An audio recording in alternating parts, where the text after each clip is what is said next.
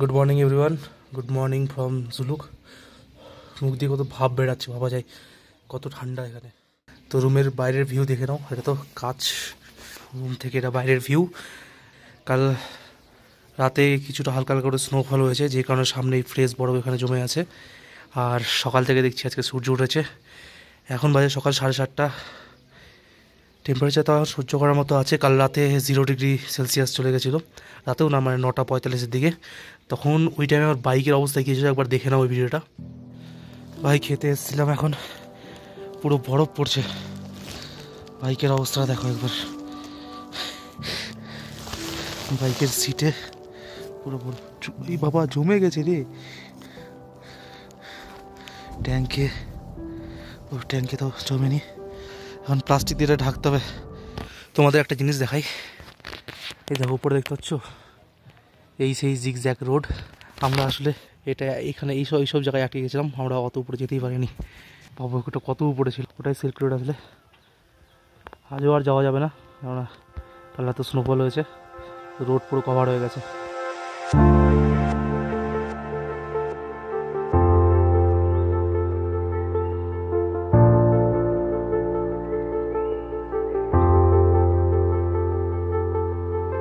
চলো গিয়ে এখন বাইকটা চেক করে যাক কী অবস্থা হয়ে আছে বাইকের। তো দেখো বাইকে বরফ জমেছিল কালকে, এটা আবার কে কী বানিয়েছে। ফাঁকে যেগুলো ঢেকে রেখেছিলাম, কিন্তু তবুও এর নিচের দিকেও আছে বরফ। যারা এটা খুলে দিই, এখন এটাতে একটা কাজ করবো, সেটা হচ্ছে গরম জল হতে হবে, তাহলে বাইক স্টার্ট করতে হবে। বাইক স্টার্ট হবে তো।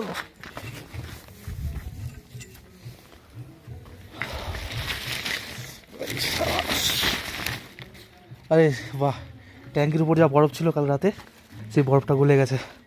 শুধু সিটের উপর একটু গরম জল ঢালবো, কেননা এই যা বরফ আছে এদিকে দেখো জমে গেছে। এটা এবং বের করতে করতে অবস্থা খারাপ হয়ে যাবে। জমে গেছে তো, পুরো জমে গেছে এগুলো। হ্যাঁ সব এগুলো সব জমে গেছে।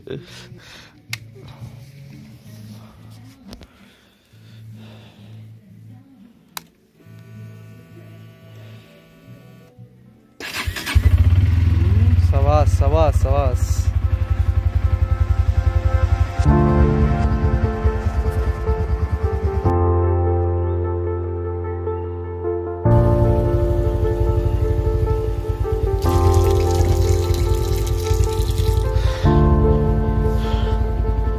গিজারে ফুটন্ত গরম জল, কিছু করার নাই, নিতে হবে এখানে।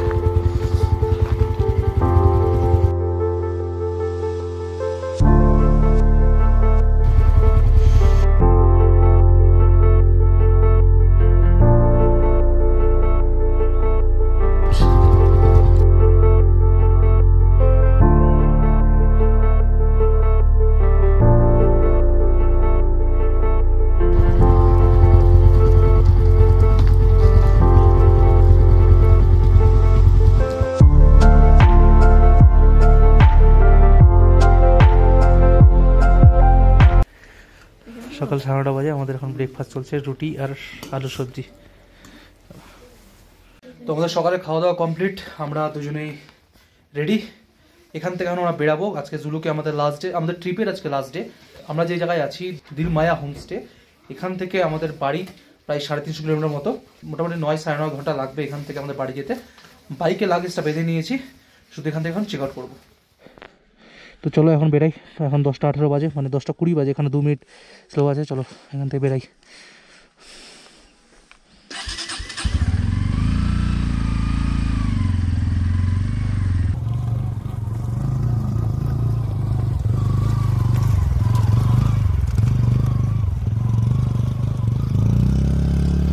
আমাদের হোমস্টেতে যাওয়ার রাস্তা ছিল এই রাস্তাটা, দেখো CVY গ্রাউন্ড, আর ওপরে ওটা সিল্ক রুট। আমরা এইসব জায়গায় ফেসে গেছিলাম, অলরেডি তোমাদের দেখিয়ে দিলাম সকালেই, কিন্তু তবুও একবার লাস্টবারের মতো দেখাচ্ছি। দেখো চারপাশে বরফ পড়েছে, এই রাস্তা তৈরি হচ্ছে, দেখছো ওই পাথর টাথরগুলো আছে তার জন্য, তার উপরেও দেখো বরফের আবরণ। যাই হোক, এত সুন্দর একটা জায়গাকে এখন টাটা বাই বাই বলতে হবে, কিছু করার নাই আর। আবার যখন কখনো টাইম হবে তখন আবার ফিরে আসবো এই জায়গাতেই। আজকে এই রাস্তাটা দেখো পুরোটা কাদা হয়ে গেছে, কালকে এতটা কাদা ছিল না। আমি জানি রং সাইড দিয়ে যাচ্ছি, কিন্তু ওই সাইড দিয়ে যাওয়াটা একটু চাপ হয়ে যাবে, তাই। নিচে ভিউ দেখো, নিচে দেখো রাস্তা দেখো, জিগজ্যাগ করে একদম পুরো নিচে এরকম। ওফ কি অপূর্ব শীত, কিন্তু এখানে দাঁড়ানো যাবে না, গাড়িটারি আসবে।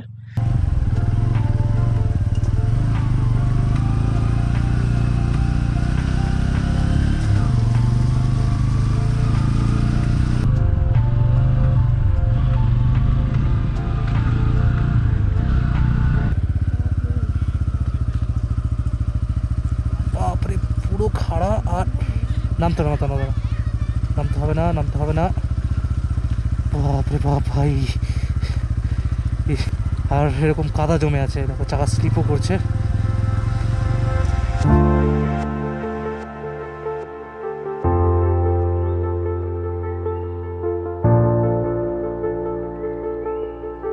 তো আমরা এখন আসলাম পদ্মা চেনে, নিচে নামতে নামতে। এখানে আমাদের যে চেকপোস্ট আছে সেই চেকপোস্টে জানিয়ে যেতে হবে যে আমরা রিটার্ন করছি।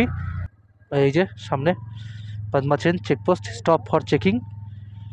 এখানে দাঁড়াবো, দাঁড়িয়ে জানিয়ে দিয়ে যাই শুধু। লিংথাম থেকে জুরুকের দিকে আসার সময় 3টে চেকপোস্ট পড়ে, যাওয়ার সময় 3টে চেকপোস্টেই জেরক্স জমা দিতে হয়, আসার সময়ও সেম প্রসেস, তোমাকে 3টা চেকপোস্টেই কিন্তু জেরক্সগুলো জমা দিতে করতে হবে। এটা হচ্ছে সেকেন্ড চেকপোস্ট, এটার নাম হচ্ছে নিমাচেন। কালকে আমি ভুল বলেছিলাম যে পাঙ্গোলাখা, তো এটা হচ্ছে ওয়াইল্ড লাইফ সেঞ্চুরিটার নাম, এটা পাঙ্গোলাখা। তো জায়গাটার নাম নিমাচেন চেকপোস্ট। এখানেও সেম জিনিস, আর এরপরে জাস্ট একটাই চেকপোস্ট বাকি আছে, তারপরে আর আইএলপির দরকার নেই, মানে ইনার লাইন পারমিট, ঠিক আছে, যেটা আমরা পারমিট নিয়েছি এটাকে বলা হয় আইএলপি। যেহেতু এই রোডগুলো সমস্ত চায়না বর্ডারের কাছে, বিএসএফ এর আন্ডার, বর্ডার সিকিউরিটি ফোর্সের আন্ডার এই রোডগুলো আসে, সেই কারণেই এখানে পারমিট লাগে।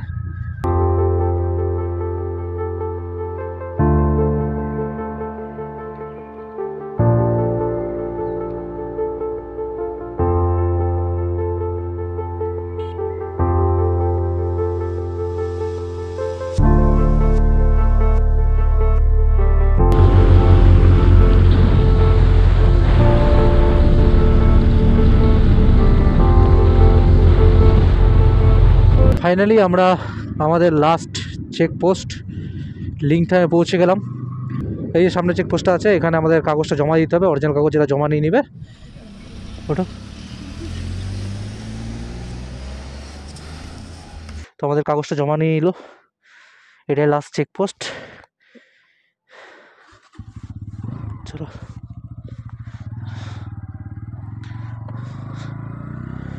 এবার ডেস্টিনেশন হচ্ছে আমাদের রংপো। এখান থেকে এখন ডাইরেক্ট রংপো যাব।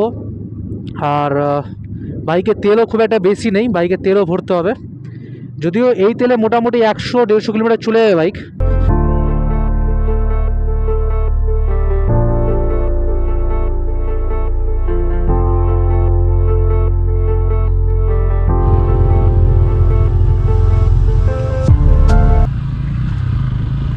উপর থেকে অনেকটা নিচে চলে আসলাম রংপো, এখান থেকে আর মাত্র 2-3 কিলোমিটার। মানে শরীর মনে হচ্ছে একদম পুরো পুড়ে যাচ্ছে, এখন এত গরম লাগছে।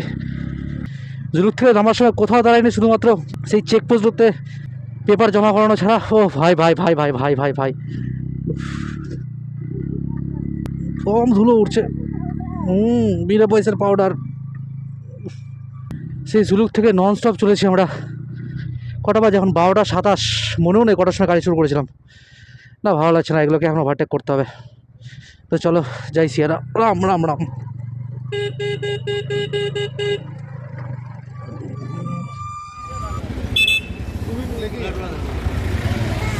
পুরো ধুলা ধুলা হয়ে গেছে।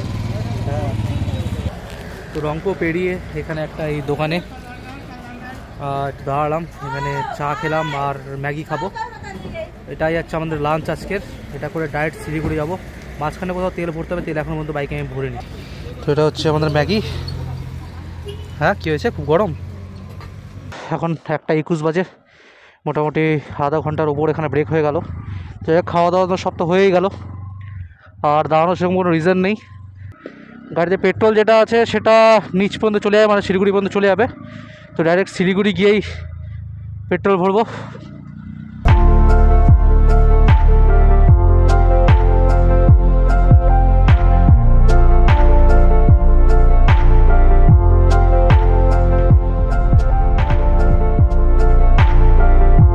এখন বাজে 2:58। ফাইনালি আমরা পাহাড় থেকে নেমে গেলাম। পাক্কা 1.5 ঘন্টার মতো বাইক চালানোর পর ফুল ট্যাঙ্ক করতে হবে। আচ্ছা, 1000 का दे दो।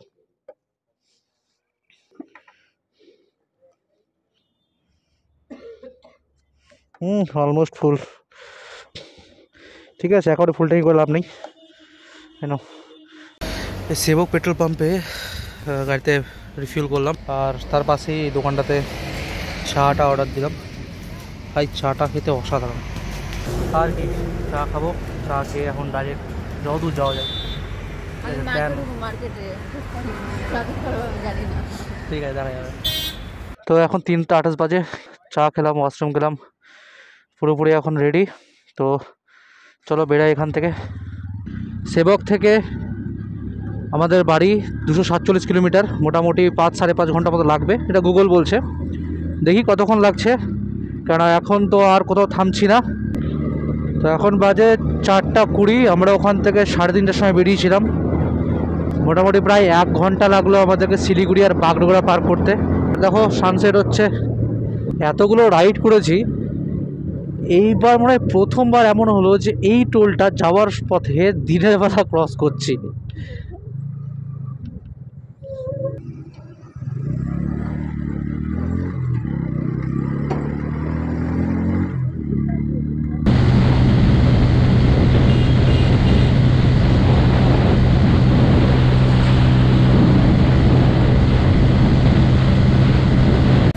তো সেবক মোড় থেকে মোটামুটি 3:30-এর দিকে বাইক শুরু করেছিলাম।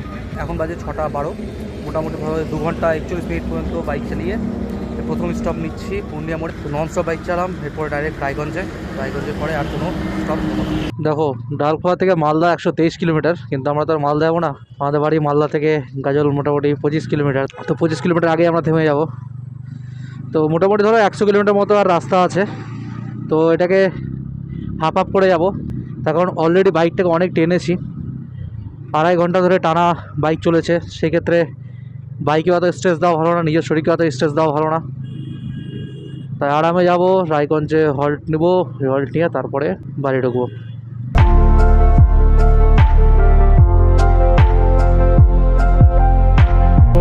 পৌঁছে গেলাম, পড়ে গেলাম সিগনালে।